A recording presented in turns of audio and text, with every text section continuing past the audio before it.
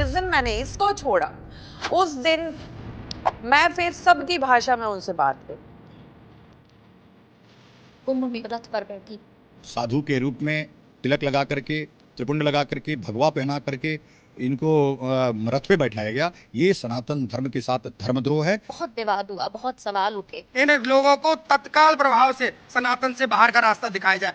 बिल्कुल आवश्यकता नहीं है ऐसे लोगों की हमें सनातन। उस वक्त तो मेरे लिए वो बहुत बड़ा ट्रॉमा था, बहुत बड़ा ट्रॉमा था। जिस तरह के इल्जाम उन्होंने लगाए हैं, जिस तरह की बयान उन्होंने दिए हैं गुरुदेव के अगेंस्ट, मेरे अगेंस्ट।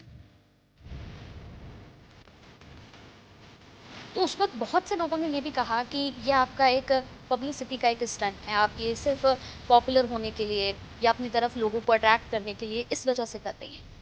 मैं बैठी हुई हूँ, आप आके मेरी फोटो कैप्चर कर रहे हो, आप उसे वायरल कर रहे हो, तो ये मेरा स्टंट कैसे हो सकता है? तो मुझे लगता है कि ये एक कंपटीशन के रूप में भी आपको लोगों ने लिया है वहां पर। कि ये जो लाइमलाइट टीआरपी की भूख होती ना, ये सबके अंदर होती। फैमिली का रिएक्शन कैसा था? जिस दिन मैंने संन्यास दीक्षा ली, मेरे घर में 3 दिन खाना नहीं बना। अपना पिंडदान कर रही थी, तो एक पल के लिए डर नहीं लगा? मतलब होता नहीं, एक खौफ नहीं आया कि मैं क्या कर रही हूँ, अपना पिंडदान कर दिया मैंने। मैं 5 दिन तक सांस नहीं ले पा रही थी। ये भगवा चोला पहनकर आप भगवा चोला को ही बदनाम कर रहे हैं। कई संतों की ओर से ये कहा है। ऐसे लोगों को जिनका अधिकार नहीं है उनको भगवा पहनने की अनुमति नहीं देना चाहिए। अगर देंगे तो यही होगा जो होगा। आपने मेरे आने का भी विरोध किया, आप मेरे जाने पे भी विरोध कर रहे हो, आप मुझे रहने भी नहीं दे रहे हो, तो आप मुझसे चाह क्या रहे हो? आपकी एक वीडियो भी देखी जिसमें मैंने देखा आप बड़ा परेशान थी, रो रही थी और अपने लिए मौत मांग रही थी। जिस दिन मैं टूट गई तो मैं सबका नाम लिख के जाऊंगी। मैं रोई हूँ, मैं रात रात भर बैठ के रोई हूँ, लेकिन ये सोचा है कि एक संत के पास महंगी गाड़ियां हैं, एक संत के पास लग्जरी लाइफ है, तो फिर वो संत कैसा? सवाल तो ये भी उठेगा ना, क्योंकि एक पूछो उन संत संतों से। मुझसे क्यों पूछे? कैसे आप सभी? बहुत बहुत स्वागत है आप सभी का मेरे इस स्पेशल पॉडकास्ट में। मैं आप सभी के साथ हूँ कंचन।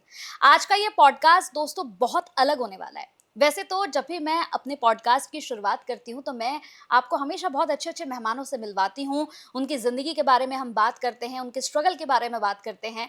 और आज भी एक ऐसे ही खास शख्सियत के साथ मैं अपने पॉडकास्ट में यहाँ पर आज हाजिर हूँ आप सभी के सामने, क्योंकि आज का जो पॉडकास्ट है वो बिल्कुल अलग है। आप हमेशा से अपनी ज़िंदगी में ये देखते होंगे कि स्ट्रगल के बाद जो हमारी मंजिल होती है वो बिल्कुल अलग होती है और वहाँ पहुँचने का मज़ा ही कुछ और होता है। आज एक ऐसे इंसान से आपकी मुलाकात कराऊंगी जिन्होंने अपनी लाइफ में बहुत स्ट्रगल किया और अभी भी कर रही हैं। बहुत सारे चैलेंजेस उनकी लाइफ में आए हैं और ये चैलेंजेस वो हैं जिन्हें शायद बहुत से लोग फेस करते हैं, खास तौर से महिलाएं, खास तौर से लड़कियां। तो ये पॉडकास्ट आप सभी के लिए बहुत स्पेशल होने जा रहा है। पूरा देखिएगा और अपनी राय कमेंट में हमें जरूर बताइएगा। तो चलिए इस पॉडकास्ट को शुरू कर रही हूँ। मेरे साथ ग्लैमर वर्ल्ड को छोड़कर आध्यात्म की ओर कदम बढ़ाने वाली, कहते हैं कि बहुत खूबसूरत हैं और सिर्फ खूबसूरत नहीं, टैलेंटेड भी हैं। बहुत सारा स्ट्रगल इनकी लाइफ में है। मुझे लगता है बहुत सारे लोग समझ गए होंगे मैं किसकी बात कर रही हूँ। मैं बात कर रही हूँ हर्षा रिछारिया जी की। बहुत बहुत स्वागत है मैम आपका। कैसी हैं आप? एकदम बढ़िया। आज बहुत सारे सवाल हैं मेरे पास आपके लिए, क्योंकि मैं आपको तब से जानती हूँ जब मैं भी कुंभ में थी और आप भी उस वक्त कुंभ में थी। तो बड़ी कोशिश की थी उस वक्त आपसे मिलने की, लेकिन नहीं मिल पाई। तो मुझे लगता है कि वो एक सवालों की फहरिस्त मेरे पास बड़ी लंबी है आपके लिए। तो सबसे पहले तो मैं आज आपसे यही जानना चाहती हूँ कि मतलब मेरे लिए भी बड़ा शॉकिंग था जब आपकी स्टोरी मैंने पूरी पढ़ी कि एक ग्लैमर वर्ल्ड छोड़कर सबसे पहले एंकरिंग, फिर उसके बाद एक मॉडल के रूप में आपने अपनी छवि को स्थापित किया और आज बिल्कुल अलग है। मतलब मेरे लिए तो बिल्कुल ही ये सोचना समझना भी बड़ा मुश्किल है कि बिल्कुल उस एक लाइन को छोड़कर जहाँ पर आपको, मुझे लगता है कि फ्रीडम ही फ्रीडम है। आपका जो मन करे आप कर सकती हैं, जो मन करे खा सकती हैं, जैसे मन करे रह सकती हैं। लेकिन यहाँ जिस पद पर आप अब हैं, जिस जिंदगी को आप जी रही हैं, मैं इसके बारे में जानना चाहती हूँ। शुरुआत कैसे हुई? देखिए, हर इंसान सबसे पहले वो करता है जो उसके सामने आता है। जब मेरे सामने एंकरिंग के ऑफर्स आए, मैंने एंकरिंग की। मैंने बहुत काम किया। मुझे लगता है मैंने अपनी लाइफ में 13 से 14 साल एंकरिंग में दिए हैं। अच्छा। और जिस वक्त मैंने काम छोड़ा है उस वक्त मैं इंडिया से ज़्यादा आउट ऑफ इंडिया काम कर रही थी। तो मुझे लगता है मैंने हर तरह का बहुत अच्छा लाइफस्टाइल देखा है। मतलब मैंने बहुत अच्छी कंफर्टेबल लाइफ जी है, बहुत अच्छा इनकम मैंने अपना देखा है, सब कुछ देखा है। तो आज जब मुझ पे ये सवाल उठते हैं कि पैसों के लिए ये धर्म में आई है, तो मुझे हंसी भी आती है और बुरा भी लगता है एट द सेम टाइम, क्योंकि जो इनकम मैं छोड़ के आई हूँ वो यहाँ से बहुत बेहतर थी, बहुत बेहतर थी। मुझे कोई ज़रूरत नहीं थी इसमें आने की, लेकिन वही होता है कि हमारा जो प्रारब्ध होता है वो हमें खींच के वहाँ ले आता है। तो मुझे याद है कि जब मैं अपने स्कूल में थी, 10th 11th क्लास में थी, तब मेरे पापा, वो होता ना कि बेटी के लिए माता पिता जाते हैं, कुंडली दिखाते हैं कि इसकी शादी कब होगी। तो जब पापा गए कुंडली दिखाने, तो कुछ एस्ट्रोलॉजर्स ने बोला कि आपकी बेटी की कुंडली में सन्यास के योग हैं, और अगर आप शादी कर भी देंगे तो ये सन्यास इसको मिलेगा। तो मेरे पापा ने मुझे 2 साल पूजा नहीं करने दी थी, लेकिन फिर मैंने धीरे धीरे थोड़ा थोड़ा पूजा करना शुरू किया। और 2019 में मैं गई थी अहमदाबाद गुरुकुल में, योगा गुरुकुल में। वहाँ पे मैंने जब योगा किया तो स्टार्टिंग के 15 दिन तो ठीक था, 16वें दिन मेरे साथ प्राणायाम करते हुए कुछ ऐसी चीजें मुझे इंटरनली फील हुई जहां से मेरा विरक्ति शुरू हुई, लाइफ डाइवर्ट होना शुरू हुई। मैंने वहां से कॉफी कोल्ड ड्रिंक अपने आप ही छोड़ी, मुझसे कभी किसी ने कुछ बोला नहीं छोड़ने को। और फिर मैं जो हमारा फर्स्ट लॉकडाउन लगा था उसके बाद फिर मेरा पहाड़ों पे रहना शुरू हुआ। मैं एक पीस ढूंढ रही थी, मुझे नहीं पता था कि मैं ढूंढ क्या रही हूँ। अगर आप एग्जैक्टली मुझे पूछेंगे तो मैं उसका आंसर भी नहीं कर पाऊंगी, लेकिन मैं कुछ ढूंढ रही थी जो मुझे सुकून दे। फिर मैंने धीरे धीरे ये ऑब्जर्व करना शुरू किया कि जब मैं पहाड़ों पे रह रही हूँ, मंदिरों में, मुझे ट्रैकिंग करने का बहुत भूत सवार था, तो मैं अकेले ट्रैक करती थी। मैं पहाड़ की चोटियों पे अकेले, जहाँ पे आप मेरे कुछ वीडियोस देखेंगे, मैं पहाड़ पे बैठी हुई हूँ अकेले, दूर से दूर तक सिर्फ बर्फ और दूसरे पहाड़ों की चोटियां दिख रही हैं, और पिघलती हुई बर्फ की एक एक बूंद कानों में सुनाई दे रही है, और दूर से दूर तक कोई इंसान ना जानवर। मैं ऐसे ट्रैकिंग करती थी। तो वो मुझे, वो जो चीजें थी वो अपनी तरफ खींचने लगी कि जीवन में, दुनिया में कितना सुकून है, हम कहाँ शोर में भटक रहे हैं। फिर जब मैं वापस, मुझे एंकरिंग का काम आए, अब क्योंकि लाइफ के एक्सपेंसेस चलाने के लिए आपको काम तो करना पड़ेगा, तो जब मैं एंकरिंग पे जाती थी तो तब मेरी तबीयत बिगड़ने लगी। मतलब वो जो डीजे का साउंड होता था, माइक का साउंड होता था, लोगों को इतना शोर करते हुए देखना होता था, फिर वो मैं एक्सेप्ट नहीं कर पा रही थी। फिर मैं धीरे धीरे उत्तराखंड चली गई और वहाँ पे रहना शुरू किया। वहाँ मेडिटेशन, योगा, साधना, मंदिरों में रहना, अभिषेक करते रहना, अनुष्ठान में रहना, फिर वो मुझे बहुत अच्छा लगने लगा। तो बस ऐसे मैं डाइवर्ट हो गई। अच्छा, मतलब खुद ही आपको अंदर से, मतलब जहाँ आपने कहा कि आप योगा के लिए गई, तो वहाँ कुछ ऐसा हुआ कि जिसके बाद आपका पूरा माइंडसेट जो है वो चेंज हो गया। बिल्कुल। फिर एंकरिंग में मन नहीं लग रहा था। लेकिन बहुत सारे लोग, जब आपने कुंभ में शुरुआत की, आप रथ पर बैठी, बहुत विवाद हुआ, बहुत सवाल उठे, लोगों ने कई तरह के सवाल उठाए। तो उस वक्त बहुत से लोगों ने ये भी कहा कि ये आपका एक एक स्टंट है, एक मतलब पब्लिसिटी का एक स्टंट है, आप ये सिर्फ पॉपुलर होने के लिए या अपनी तरफ लोगों को अट्रैक्ट करने के लिए इस वजह से कर रही हैं। तो ऐसे जब सवाल आते हैं तब कैसा रिएक्ट होता है हर्षाली छारिया का? उस वक्त तो मेरे लिए वो बहुत बड़ा ट्रॉमा था, बहुत बड़ा ट्रॉमा था। बिकॉज मैं सोच ही नहीं सकती थी सपने में भी कि मैं किसी धार्मिक जगह पे जाऊंगी और वहां मैं ये सब सुनूंगी।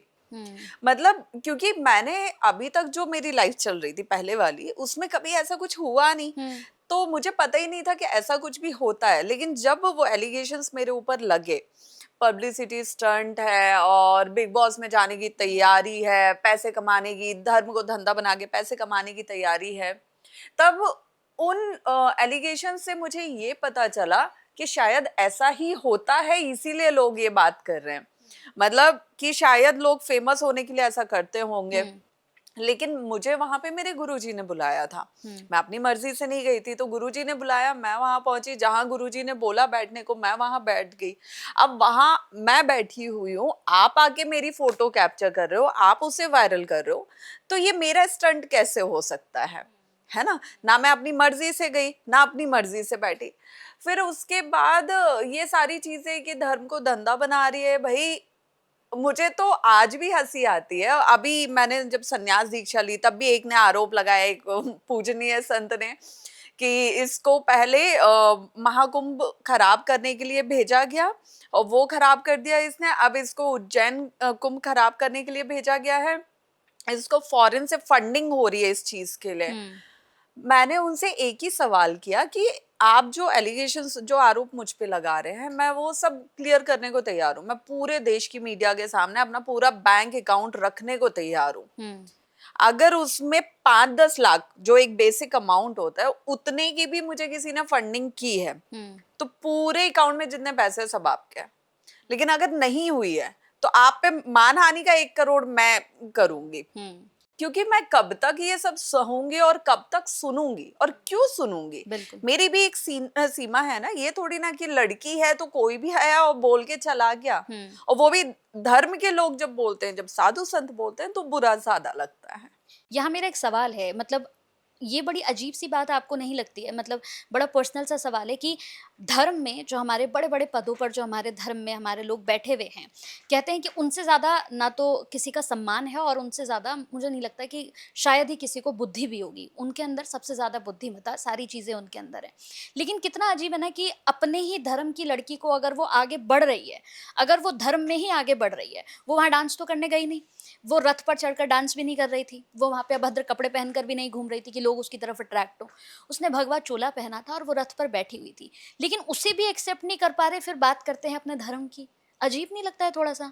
ये मैं आपको बता रही हूँ ना, मेरे लिए तो वो एक सदमा जैसा था इस सब को सुनना, क्योंकि वो मैंने कभी जीवन में उम्मीद नहीं की थी कि जिन संतों का आशीर्वाद लेने, जिनका मार्गदर्शन लेने, जिनसे आप धर्म को जानने के लिए जिस कुंभ में जा रहे हो, उन्हीं संतों का आप टारगेट बन जाओगे। ये खुद में बहुत बड़ी बात थी। मतलब किसी और के लिए हो ना हो, मेरे लिए और मेरी फैमिली के लिए ये बहुत बड़ा सदमा था। कंपटीशन के रूप में तो नहीं लेने लगे थे आपको? ये कुछ चीजें ऐसी हुई थी जो, देखिए अब किसके दिल में क्या है वो मैं खुल के तो हम और आप नहीं जान सकते। जो मैंने सुना वो ये था कि भाई ये उनके पास क्यों नहीं गई, इसने क्यों गई, इसने मुझसे दीक्षा क्यों नहीं ली, ये उनके रथ पे क्यों बैठी, हमारे भी तो बैठ सकती थी।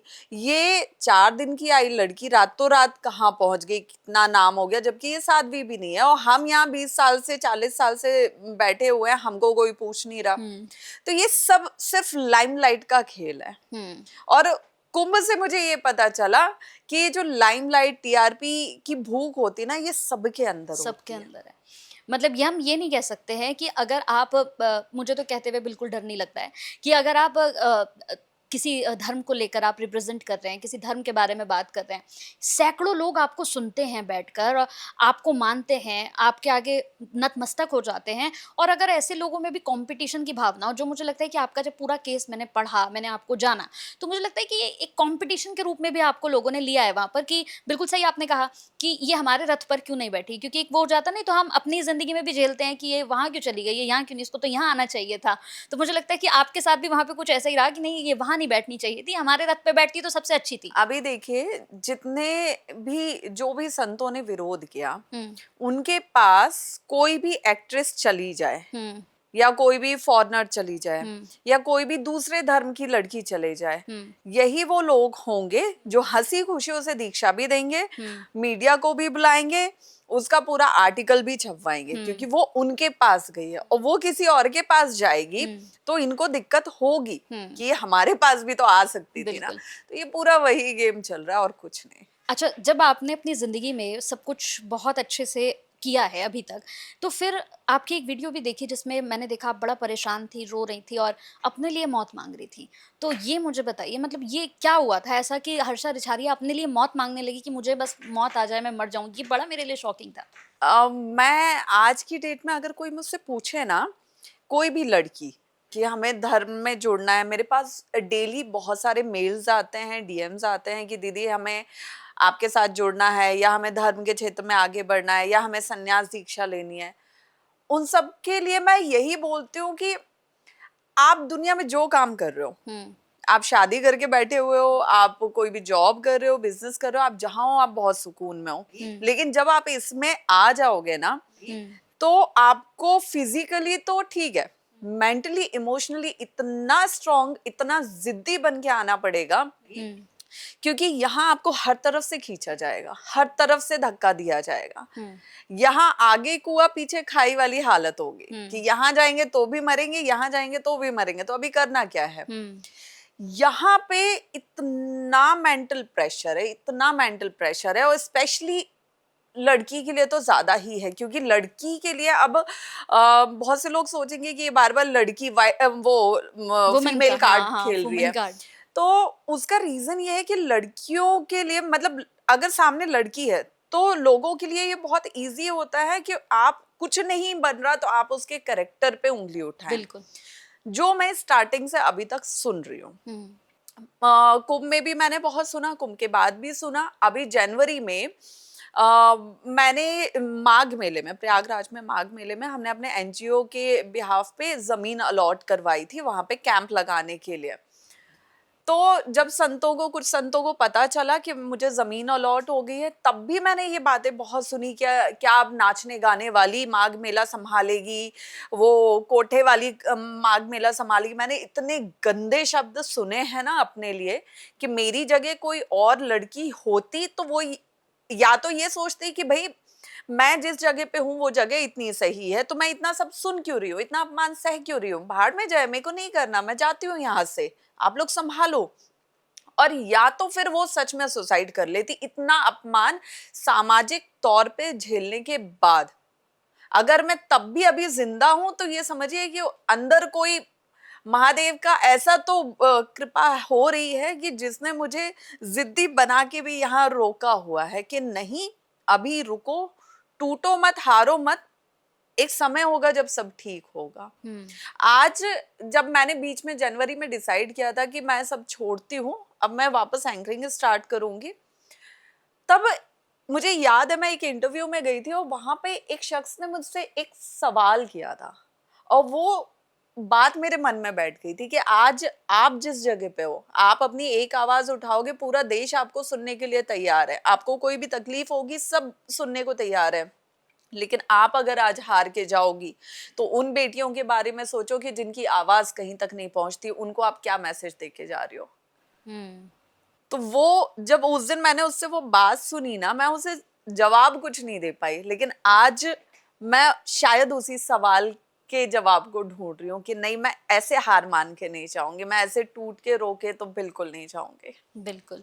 और मुझे लगता है कि आपको सवाल का जवाब तो आप खुद हैं, मतलब मुझे लगता है कि इसका जवाब आप खुद हैं कि आपने इतनी सारी चीज़ों को, क्योंकि एक लड़की के लिए ये सुनना कि, क्योंकि कई लोगों ने, और ये वही धर्म के लोग हैं जो अपने आप को कहते हैं कि हम बहुत बड़े, हमसे ऊपर तो कोई है ही नहीं इस दुनिया में, वही लोग अगर किसी महिला को, किसी लड़की को कोठे वाली कहते हैं, नाचने वाली कहते हैं, तो मुझे लगता है कि बहुत से लोग जो इनको मानते हैं, ये उन पर सवाल उठता है कि आप कैसे मानते हैं। क्योंकि मुझे वाकई में हैरानगी होती है किसी लड़की के लिए इस तरह के शब्दों का इस्तेमाल, ये अपने आप में बेहद शर्मनाक है। एक सवाल और है आपसे मेरा, क्या आपको लगता है कि सोशल मीडिया आपको एक्सेप्ट नहीं कर पा रहा है? एक, क्योंकि हर्षा रिछारिया को मॉडलिंग के तौर पर देखा, लोगों ने बड़ा पसंद किया, आपकी कुछ पिक्चर्स भी बीच में बहुत वायरल हुई जिसमें आप बहुत खूबसूरत लग रही थी, तो लोग शायद एक्सेप्ट नहीं कर पा रहे हैं हर्षा रिछारिया को इस स्वरूप में। वो चाहते कि नहीं, हर्षा रिछारिया हमें उसी स्वरूप में मिले, वही मॉडल मिले, वही एंकर मिले। ऐसा लगता है कभी? आपने बोला कि आपकी कुछ पिक्चर्स जिसमें आप बहुत खूबसूरत लग रही थी, अब नहीं लग रही हो मैं? नहीं, मतलब वो आपका वेस्टर्न, मतलब आप बिल्कुल डिफरेंट, अब तो मैं आपको बिल्कुल देखिए, डिफरेंट मुझे दिख रही हूँ। लगता है पर्सनली अगर मुझसे कोई पूछे, मैं अब ज्यादा खूबसूरत लगती हूँ और मेरे जो क्लोज लोग हैं, मैं उनको बोलती हूँ कि जब से मैंने भगवा रंग पहनना शुरू किया, मैं पहले ऐसी थी, मुझे सबसे ज्यादा नफरत ऑरेंज और येलो कलर से थी। अच्छा। मैं कभी नहीं पहनती थी ऑरेंज, तो दूर तक नहीं पहनती थी, मतलब मुझे बिल्कुल पसंद नहीं था, ये क्या कलर है। और आज मुझे लगता है मैं इससे ज्यादा सुंदर किसी में दिखती ही नहीं हूँ, किसी में नहीं दिखती हूँ। वो सारे कलर जिनसे मैं नफरत करती थी एक समय पे, आज वो मेरी जिंदगी का एक अटूट हिस्सा बन गए। तो मेरी लाइफ का वो भी एक बहुत खूबसूरत जर्नी रही है, जिसमें मैंने आपको बताया कि मेरा लाइफस्टाइल बहुत अच्छा रहा है। मुझे आज की डेट में ना किसी चीज का लालच नहीं है कि मुझे ऐसा करना है, क्योंकि मैं सब कर चुकी हूँ, मैं सारी जिंदगी जी चुकी हूँ, सब कर लिया है और अब मैं जी रही हूँ, वो भी बहुत अच्छा है। तो लाइक उस लाइफस्टाइल में भी कोई प्रॉब्लम नहीं थी और आज जो मैं कर रही हूँ, आज जैसी मैं हूँ, उसमें भी कोई दिक्कत नहीं है। अब रही बात सोशल मीडिया की, लोग मुझे एक्सेप्ट नहीं कर पा रहे हैं, तो देखिए, जब आप भेड़ चाल चलते हैं, जब आप वही चाल चल रहे हैं, उसी दिशा में चल रहे हैं जिसमें पूरा समाज चल रहा है, तो कोई आपत्ति नहीं होती। आप कुछ भी करो, समाज का वो ट्रेंड चल रहा है, आप उसी को फॉलो कर रहे हो, कुछ अलग नहीं कर रहे हो। लेकिन जब जब जो इंसान कुछ अलग करने की राह पे निकलता है, उसे विरोध का सामना करना पड़ता है, उसे लोगों की हंसी का सामना करना पड़ता है। और अब मैं सच बताऊं, पहले एक टाइम था मेरी लाइफ में जब मुझे सोशल मीडिया का बहुत क्रेज था। अब वो क्रेज भी धीरे धीरे खत्म होता जा रहा है। मतलब पहले मैं पर्टिकुलर हर दिन 2-3 वीडियो पोस्ट करती थी, अब 6-7 दिन में कोई एक वीडियो आता है। तो उतना मुझे फर्क नहीं पड़ रहा, क्योंकि अगर मुझे फर्क ही पड़ता रहेगा तो मैं जीवन में और क्या कर पाऊंगी। मैंने फर्क पड़ने के लिए तो ये भगवा रंग नहीं पहना है। अच्छा, एक फैमिली का ड्रीम होता है, सपना होता है, जैसे अभी हम बात भी कर रहे थे कि आपके पापा गए थे कि शादी कब होगी, तो ये एक ख्वाब होता है हर पेरेंट्स का कि मैं अपनी बेटी की शादी बहुत खुशी से करूंगा, धूमधाम से करूंगा। लेकिन आपने तो संन्यास ले लिया है और अब तो मुझे नहीं लगता कि ये ड्रीम पूरा हो पाएगा। तो फैमिली का रिएक्शन कैसा था? मतलब क्या एक शॉकिंग होगा ना कि बेटा ये क्या कर लिया तुमने? जिस दिन मैंने संन्यास दीक्षा ली, मेरे घर में 3 दिन खाना नहीं बना था। मेरा भाई जीवन में पहली बार 3 दिन तक अपने कमरे से नहीं निकला था।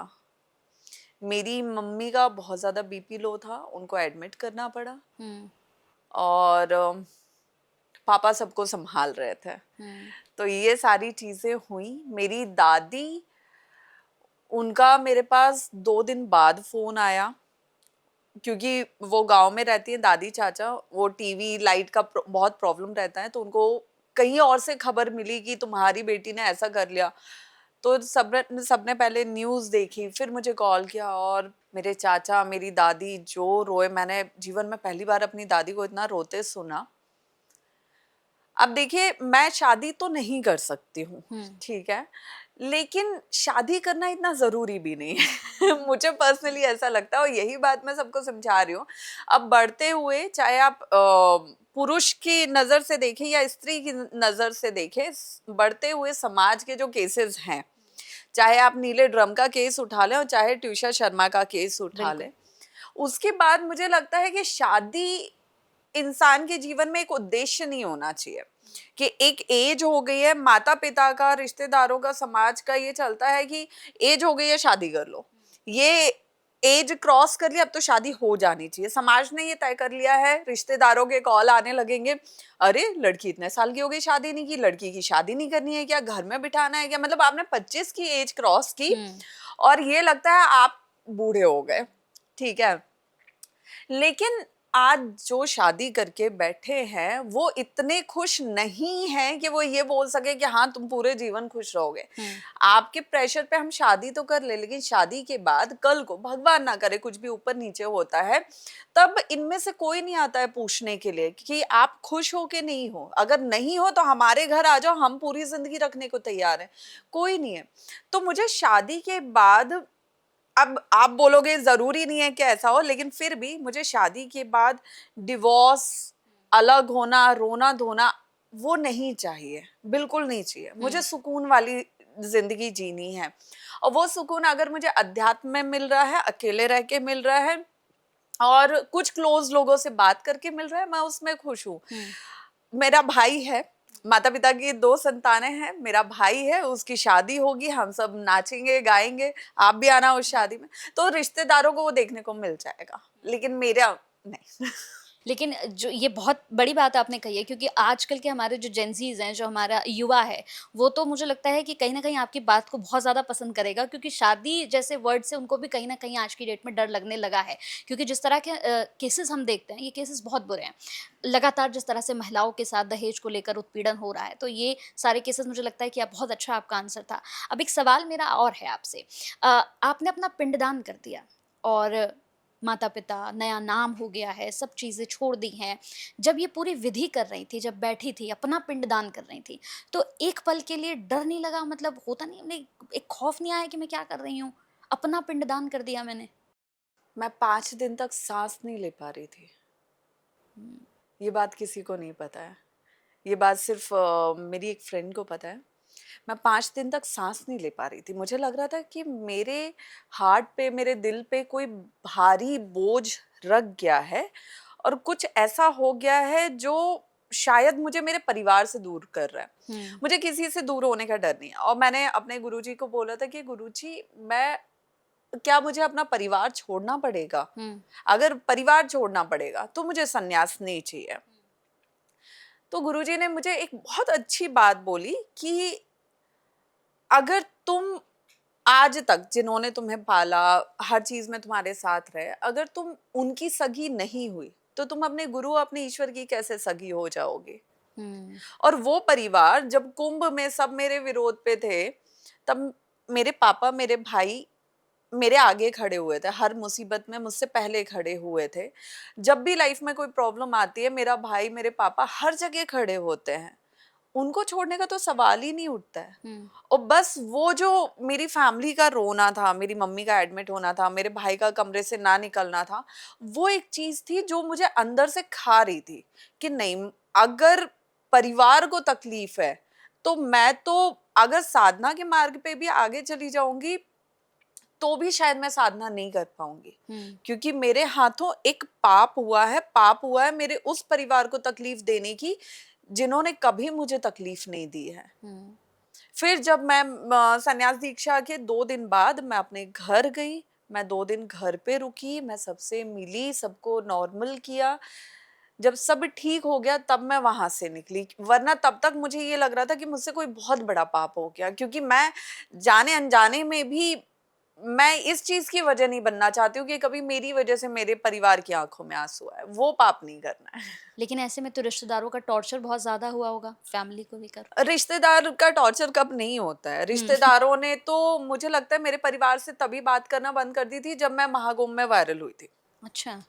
कि लड़की की वजह से बदनामी हो रही है, बदनामी हो रही है। और मुझे नहीं समझ में आया आपकी कौन सी बदनामी हो रही है? आप कौन से हर वक्त हमारे साथ खड़े हुए थे, और कितने लोगों को पता है कि मैं आपकी रिश्तेदार हूँ?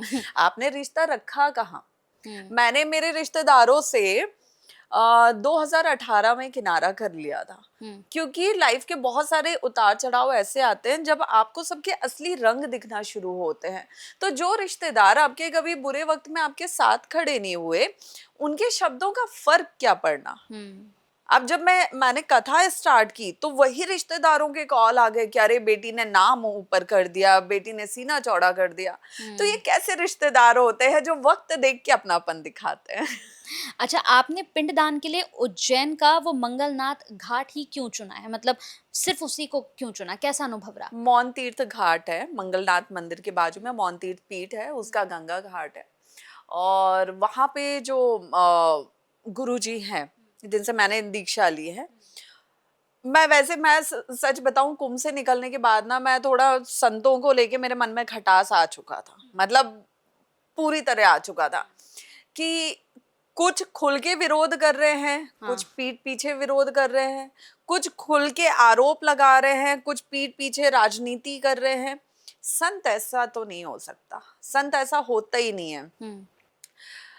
तो मैं चिढ़ गई थी, मेरे अंदर वो उनको लेके जो मान सम्मान था ना वो खत्म होने लगा था। और ये उन्हीं की वजह से हुआ, क्योंकि एक लड़की जो, ठीक है मेरा कोई बहुत खराब पास्ट नहीं रहा है जिसको लेके मुझे या मेरे परिवार को कभी भी शर्मिंदगी झेलनी पड़े, मेरा ऐसा कोई अतीत नहीं रहा है। और जो काम मैं करती थी मैं आज भी उसको लेके प्राउड फील करती हूँ कि मेरी पहली पहचान वही था, एंकर हर्षा रिछारिया। जब मुझे याद है कि 2012 के आसपास गूगल पे मैंने पहली बार अपना नाम देखा था, एंकर हर्षा रिछारिया। उस दिन मेरी आंखों से आंसू नहीं थम रहे थे कि एक उस गांव से निकली लड़की, जिस गांव में आज भी लाइट पानी की समस्या है, सड़क नहीं है प्रॉपर, आज भी लड़की 17-18 साल की हो जाती है तो ये तय हो जाता है कि अब इसको दूसरे घर जाना है। उस गांव से निकल के एक लड़की आई है, उसने बस भगवान के दिखाए रास्ते पे काम करना शुरू किया। आज उसका नाम गूगल पे है, एंकर हर्षा रिछारिया। ये मेरे लिए बहुत बड़ी बात थी।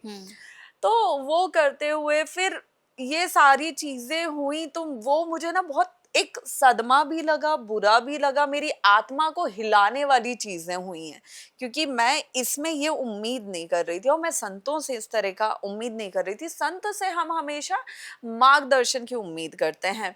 अगर हमसे जाने अनजाने कोई गलती हो रही है तो आप हमें बुलाइए, हमें डांटिए, और मैंने तो ये तक अधिकार दिया है कि भाई अगर मुझसे कोई गलती हो रही है, आप मुझे बुलाइए, मुझे मेरी गलती बताइए, अगर गलती बड़ी है तो आप मुझे थप्पड़ भी लगाइए। लेकिन जो आरोप आपने सामाजिक तौर पे पूरे देश की मीडिया के सामने लगाए हैं, बिना मुझसे मिले, बिना मुझे जाने, आज मुझसे कोई बोलता है ना कि हर्षा जी इस व्यक्ति ने ये कमेंट किया है, ऐसा बोला है, आपको इस पे टिप्पणी करनी है या किसी डिबेट में बैठना है, मैं सबसे पहले ये करती हूँ कि भाई आप मुझे उसका वीडियो भेजो, उसने जो बोला है वो मैं अपनी आंखों से देखूंगी, अपने कानों से सुनूंगी, उसके बाद मैं उस व्यक्ति के बारे में कोई बात कहूंगी। और समझदार इंसान को यही करना चाहिए। अगर आप सामने वाले को नहीं जानते हैं, पर्सनली उससे नहीं जुड़े हुए हैं, तो आप कैसे उसके कैरेक्टर पे, उसके परवरिश पे उंगली उठा सकते हो। तो ये सब चीजों ने मुझे बहुत हिलाया। फिर मेरा मन था सब छोड़ने का, सब चीजें, लेकिन फिर मैं इनसे, गुरुजी से मिली। इनसे जब मैं बात करती थी तो मुझे बहुत शांति महसूस होती थी। और उनका एक स्वभाव है कि वो ना बहुत स्पष्ट वक्ता है। अच्छा है बुरा है जो है मुंह पे बोलेंगे और बोल के खत्म करेंगे। तुमको अच्छा लगे बुरा लगे वो तुम्हारा सरदर्द है। तो मुझे उनका व्यवहार बहुत अच्छा लगा। फिर उनके आश्रम में मैं रही, सबसे मिली, मुझे बहुत अच्छा लगा। तो फिर मैंने ये डिसाइड किया कि छोड़ के जाना कोई ऑप्शन नहीं है। छोड़ के जाना तो सब कर लेते हैं, वो बहुत आसान काम है। असली मजा तो तब आता है जब सब आपका विरोध करें, आप उसी जगह पे अड़ जाओ कि अब मैं यहीं पे हूं, आप सबकी छाती पे दाल दरने के लिए, अब आप क्या करोगे। तो मैंने फिर उनसे बोला, मैंने कहा गुरुजी मुझे संन्यास दीक्षा लेनी है। और फिर हम लोगों ने डेट डिसाइड किया, सारी चीजें। और उसके बाद मैंने वहां पे, क्योंकि मुझे उनमें वो एक जो गुरु से हमें मार्गदर्शन जो साथ चाहिए था वो मुझे उनमें नजर आया। और उसके बाद मैंने उनके मार्गदर्शन में उन्हीं के आश्रम में संन्यास दीक्षा ले ली। अच्छा, तो हर्षा को कभी ये नहीं लगा कि बहुत बड़े-बड़े संत हैं, तो मैं किसी ऐसे संत से दीक्षा लूँ जो जैसे अभी मैं अगर कहूँगी तो हमारे यहाँ तो बहुत बड़े-बड़े संत कुंभ में आपने देखा ही होगा, मुझे लगता है अब तो अच्छे से एक्सपीरियंस हो गया कि इतने बड़े-बड़े संत हैं। तो लगा नहीं किसी वायरल संत से जाके मैं दीक्षा लूँगी तो थोड़ा और लोगों में दिखूँगी, और वो जो लोगों का एक चलता है कि मैडम तो वायरल होने के लिए कर रही हैं, ट्रेंड चल रहा है, तो ये थोड़ा-सा और मिलेगा, टीआरपी बढ़ेगी और थोड़ी-सी। मुझे हंसी इस बात पे आई, ये जो आपने ऐड की ना एक लाइन की, अब तो आपको अच्छा एक्सपीरियंस है। बस वही एक्सपीरियंस जो था ना उसकी वजह से मैं किसी बड़े संत के पास गई नहीं। बहुत बड़ा सवाल उठा रही हैं ठीक आप। है। अभी इसका भी विरोध हो जाएगा फिर आगे। देखिए मैं किसी पे विरोध करने के लिए नहीं बैठी हूँ और ना मेरे पास इतना समय है। आपको अगर मेरी कोई बात बुरी लग रही है आप विरोध कीजिए। स्वतंत्र देश के स्वतंत्र नागरिक हैं। यहाँ पे क्या है कि बोलने की आजादी सब जब से मिली है ना, तब से इंसान बोलने की सीमा भूल गया है। बिल्कुल। इंसान ये भूल गया कि मर्यादा क्या है और मर्यादा में रह के बोलना क्या है। और ये हर व्यक्ति भूला है, चाहे वो किसी भी क्षेत्र में हो। मैंने एक बड़े संत से वो लिया, मंत्र दीक्षा ली। मैं कुंभ में गई, वहां पे मैं वायरल हो गई। फिर मुझे ये एक्सपीरियंस हुआ कि मुझसे जो एक अनजाने में गलती हुई वो क्या हुई। फिर मुझे दूसरे कोई जो मेरे गुरु थे, मुझे वो फेमस नहीं चाहिए थे, नहीं चाहिए थे। मुझे एक साधारण गुरु चाहिए थे जिन्हें हम वाकई में गुरु मान सकें या कह सकें। और आज जब मुझसे लोग सवाल करते हैं, डीएम्स आते हैं, मेल्स आते हैं, पर्सनली मिलके भी पूछते हैं कि दीदी हमें आजकल जितने भी संत हैं वो तो बड़ी बड़ी गाड़ियों में घूम रहे हैं, हेलीकॉप्टर से घूम रहे हैं, बड़े बड़े आश्रम में हैं, सोने चांदी के सिंहासन पे बैठे हुए हैं, तो ये पाखंडी ऐसा क्यों कर रहे हैं। तो मैं ये बोलती हूँ कि फिर तो एक सवाल समाज से भी बनता है कि आप आशीर्वाद लेने के लिए या फोटो खिंचवाने के लिए आप बड़े संत के पास क्यों जा रहे हैं। क्यों उस बड़े संत के पास आपने इतनी भीड़ लगाई हुई है। आप झोपड़ी में बैठे या किसी गांव में बैठे उस संत के पास क्यों नहीं जा रहे जिसके पास तमाम सिद्धियां हैं, शक्तियां हैं, सब है, लेकिन उसके पास एक मक्खी भी नहीं भिनक रही है। आपको भी तो उसी के पास जाना है ना जिसके पास सब कुछ है। तो ये समाज तो ये प्रश्न तो समाज के लिए भी खड़ा होता है। तो गलत कौन है यहाँ पे? पहला गलत तो समाज ही हुआ ना। अच्छा, कई संतों ने एक और ये आवाज बड़ी उठाई कि पहले आप आई, फिर ममता कुलकर्णी आई, उन्होंने भी कहा कि मैं भी जो है संत हूँ। काफी टाइम उन्होंने विरोध का सामना भी किया वहां पर। तो कई संतों का कहना है कि आप लोगों ने एक ट्रेंड बनाया हुआ है इसे, आप धर्म को लेकर धर्म का मजाक उड़ा रहे हैं, आप धर्म को बदनाम करने की कोशिश कोशिश कर रहे हैं, ये भगवा चोला पहनकर आप भगवा चोला को ही बदनाम कर रहे हैं। कई संतों की ओर से ये कहा गया। धर्म क्या है हर्षा रिछारिया के लिए? देखिए, जो ममता जी ने किया, मैंने आज तक ये बात नहीं बोली, लेकिन मुझे लगता है कि उन्होंने सही किया। वो जब आई, आप देखिए ना, वो जब आई आपने उसका विरोध किया, ठीक है। उन्होंने जब छोड़ा आपने उसका भी विरोध किया। किसी एक जगह आप छोड़ देते जहां आप विरोध नहीं करते। अगर आपने आने का विरोध किया है तो आप जाने का विरोध नहीं करते, और आपने जाने का विरोध किया तो आपको आने का विरोध नहीं करना था, है ना। दोनों जगह एक ही इंसान कैसे गलत हो सकता है? कहीं तो दूसरा पक्ष भी गलत होगा। कोई इंसान आ रहा है, आपके धर्म में जुड़ रहा है, संन्यास दीक्षा ले रहा है, किसी पद पे बैठ रहा है, आप लगातार उस पे सवाल खड़े कर रहे हैं। क्यों कर रहे हैं? आपको तो उसको एक मौका देना चाहिए ना, कि ठीक है, वो पास्ट में जो भी थे, आज देखिए बड़े बड़े व्यासपीठ पे, बड़े बड़े मंचों पे बैठ के हमारे जितने भी साधु संत कथावाचक हैं, वो महर्षि वाल्मीकि का एग्जाम्पल देते हैं कि डाकू अंगुली मार थे और फिर वो कैसे महर्षि वाल्मीकि बने। तो वहां पे आप ये बताते हैं कि हमारा धर्म, हमारा ईश्वर कभी भी अतीत को लेके नहीं चलता। इंसान जब भी बदलना चाहे उस बदलाव को हम स्वीकार करते हैं। वो खूबसूरती हमारे धर्म में है। आप ये उदाहरण मंच पे बैठ के दे रहे हो, लेकिन जब वही वास्तविकता में बात आती है तो आप उसके विरोध पे आ जाते हो कि अरे ये तो अतीत में ऐसी थी, ये तो पास्ट में इन्होंने ये किया है, वो किया है। वो भी एक्ट्रेस थी ना, क्या गलत किया था उन्होंने? आपने उस पे विरोध किया। हर्षा रिछारिया आई, हर्षा तो साध्वी भी नहीं थी। मीडिया ने, सोशल मीडिया ने साध्वी के नाम से उनको फेमस कर दिया। आपने बिना पूरी सच्चाई जाने हर्षा रिछारिया का इतना विरोध किया, इतना कड़वा बोला, इतना कड़वा बोला, सिर्फ एक लाइमलाइट के लिए। फिर एक साल बाद वही हर्षा रिछारिया जब ये बोल रही है कि मैं धर्म छोड़ के जा रही हूँ, बहुत हो गया, मुझे नहीं सहना।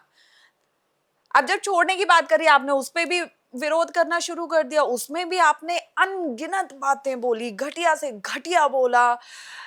मतलब मैंने जब सुना, मैंने जब देखा, तो मुझे यकीन नहीं हुआ कि ऐसा कैसे।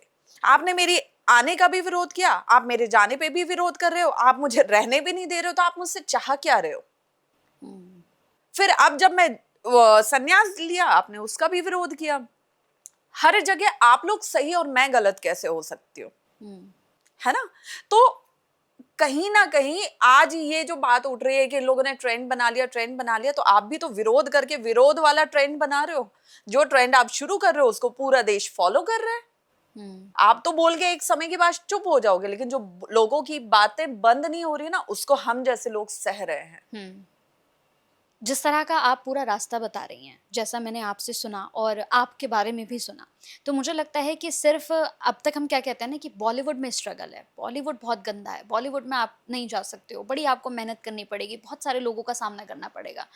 क्या लगता है आपको कि कुछ ऐसी ही स्थिति है यहाँ पर भी? तो वही चैलेंजेस हैं, ऐसा ही सामना करना पड़ रहा है? ईजी तो ये रास्ता भी नहीं है। मतलब जो बहुत सारे लोग हैं, बहुत सारी महिलाएं हैं जो हर बात पर कहती हैं कि छोड़ दूंगी मैं सब कुछ, घर में ज़रा सा झगड़ा हो जाता है कि छोड़ दूंगी, चली जाऊंगी पहाड़ों पर, ले लूंगी संन्यास, रह जाओगे तुम ऐसे ही।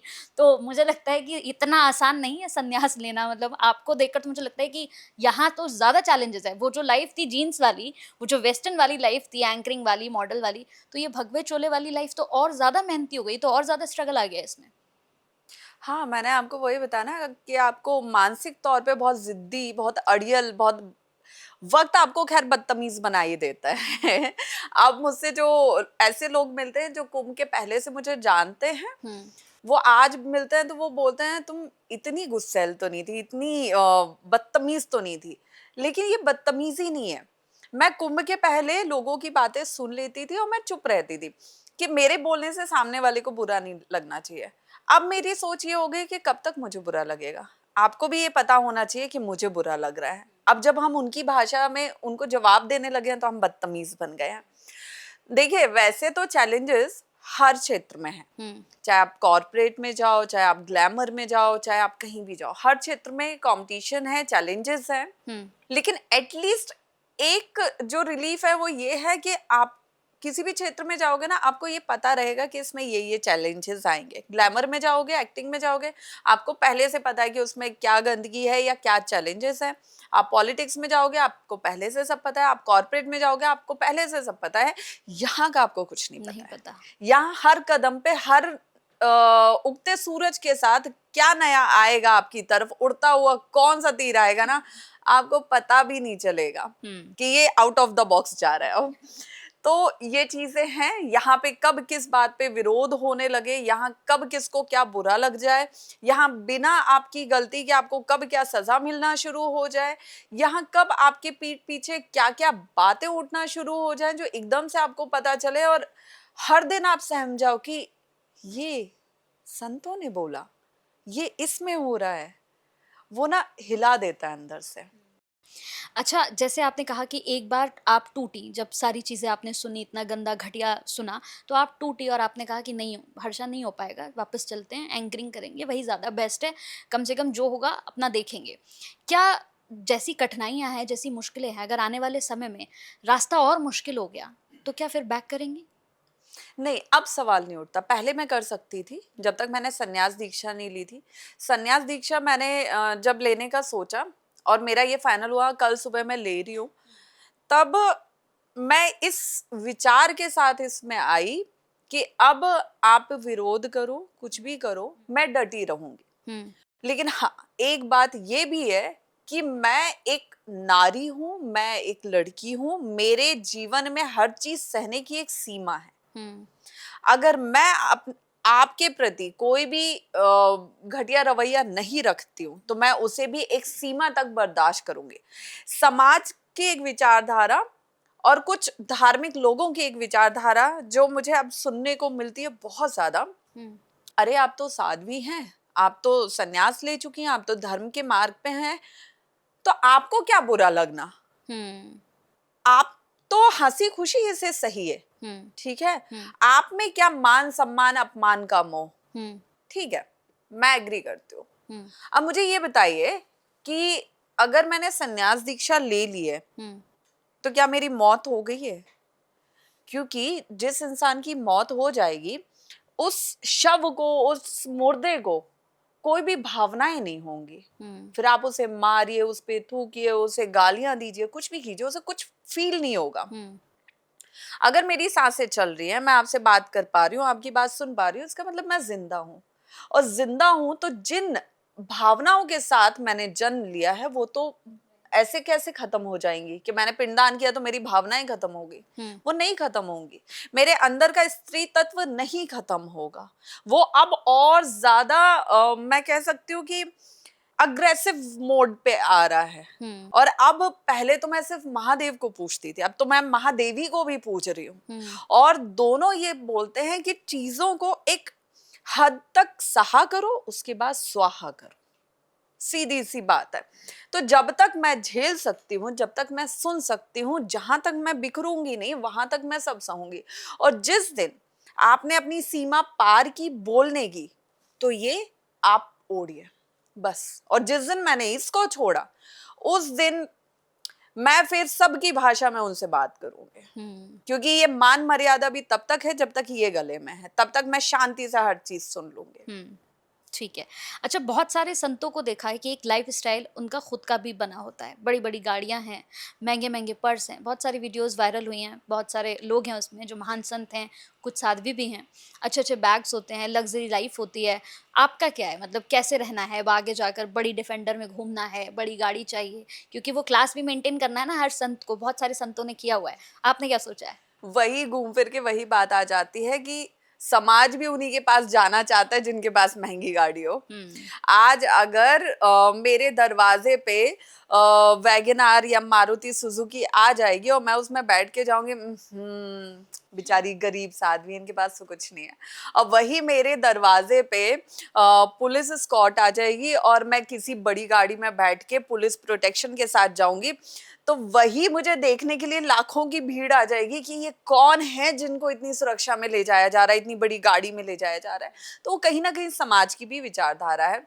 हालांकि अभी मैंने ये सब सोचा नहीं है कि मुझे डिफेंडर लेनी है या मुझे बड़ा आश्रम चाहिए, नहीं।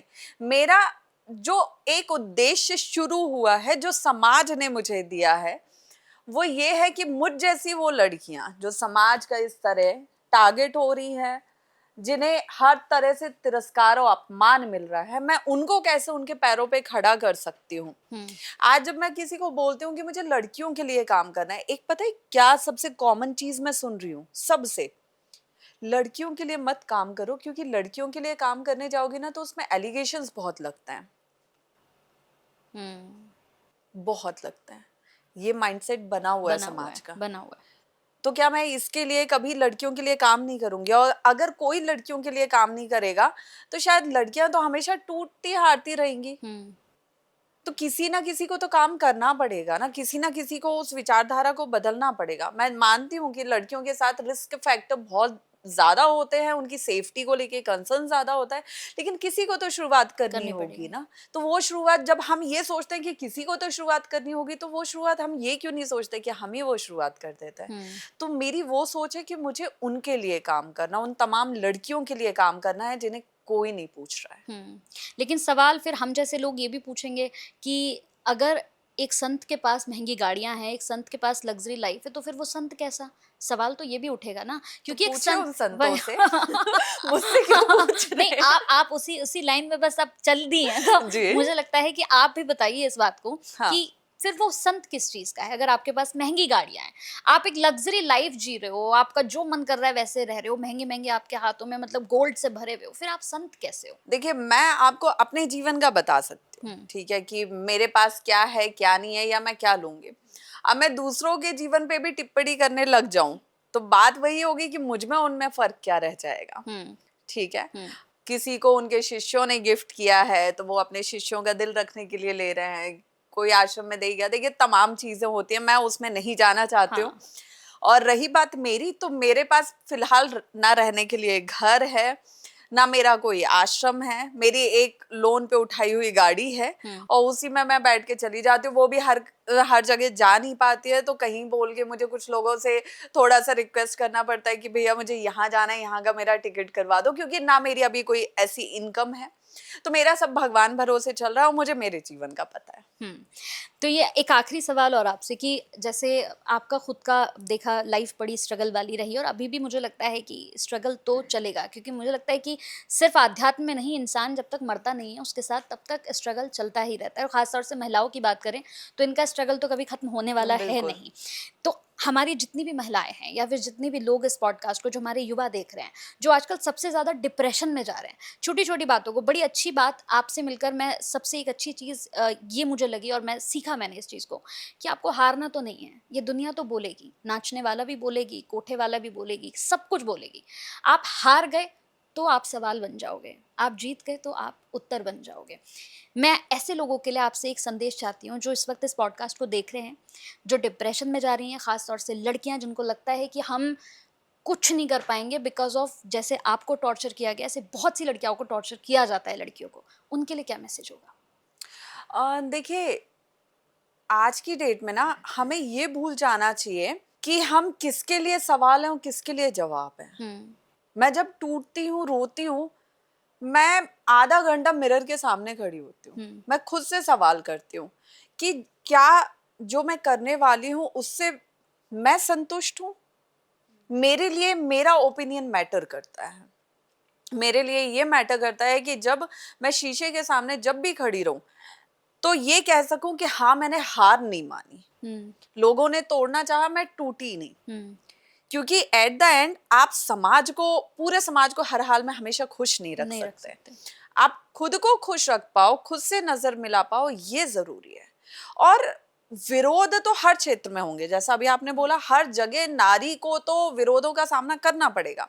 आप कहाँ से छोड़ के भागोगे? किसी एक जगह तो आपको टिकना पड़ेगा, किसी एक जगह तो आपको जिद्दी होना पड़ेगा। तो वो जगह यही क्यों नहीं जहां सबसे ज्यादा विरोध हो रहा है। कम से कम आपकी, अगर मैं अपनी बात करूं, कम से कम अगर कल सुबह का सूरज मैं नहीं भी देख पाई, मेरे अंदर एक बात का संतोष रहेगा, एक बात की खुशी रहेगी कि मैंने जितना भी किया वो जिद्दी बन के किया। मैं हारी नहीं, मैं टूटी नहीं, मैं झुकी नहीं, और मैं वहां से हार मान के उस जगह को छोड़ के नहीं गई। यही यही मुझे हर्षा बनाता है कि मैं अड़ियल हूँ, मैं जिद्दी हूँ। मुझे आप डरा के, धमका के, रुला के आप मुझे हटा नहीं सकते मेरी जगह से। मुझे आप एक ही जगह से हरा सकते हो, वो है प्यार में, कि हर्षा जी प्लीज ऐसा कर लीजिए, मैं कर लूंगी। लेकिन हर्षा तुम ऐसा करो, आपके फरिश्ते भी नहीं करवा सकते। तो वो बनो जीवन में। और ये फर्क नहीं पड़ता कि लड़का हो लड़की। अभी मेरी लाइफ में ग्लैमर टाइम में तब भी कभी कभी ऐसा रहा होगा कि काम को लेके डाउनफॉल आया होगा। अब जो चल रहा है वो बहुत ज्यादा स्ट्रगल है। लेकिन आज भी कभी मेरे मन में ये ख्याल नहीं आया कि मेरे साथ ये डाउन टाइम चल रहा है, ये स्ट्रगल चल रहा है, ये प्रेशर चल रहा है तो मैं सिगरेट पी लेती हूँ या मैं नशे कर लेती हूँ या कुछ भी। मैंने कभी नहीं सोचा। मैं रोई हूँ, मैं रात रात भर बैठ के रोई हूँ, लेकिन ये सोचा है कि कल सुबह मुझे वापस कैसे लड़ाई लड़नी है। मैंने जीवन में चाय नहीं पी कभी। लोग चाय के बिना रह नहीं पाते, मैंने चाय कभी टेस्ट नहीं की। तो जीवन में वही होगा जो आप चाहोगे। आप किसी चीज के लिए जिद्दी बन जाओगे तो इस पूरी दुनिया में कोई ऐसा नहीं है जो आपको आपके विचार से हिला पाए। तो इतना जिद्दी बनो अपने अच्छे रास्ते के लिए। बिल्कुल, बहुत अच्छा लगा हर्षा जी आपसे मिलकर। और मैंने कहा था ना कि एक लंबी फहरिस्त है मेरे पास, तो वो तब के सवाल मेरे पास थे जो मैंने आपसे पूछे। बहुत अच्छा लगा। और जितने भी लोग इस पॉडकास्ट को देख रहे हैं, मैं उनसे भी कहूँगी कि वाक़ई में एक महिला के लिए आज के समय में सबसे ज़्यादा स्ट्रगल है, और उसका जीता जागता उदाहरण आप खुद हैं। बहुत अच्छा लगा, बहुत-बहुत शुक्रिया, बहुत-बहुत थैंक यू आपका। जय श्री राम।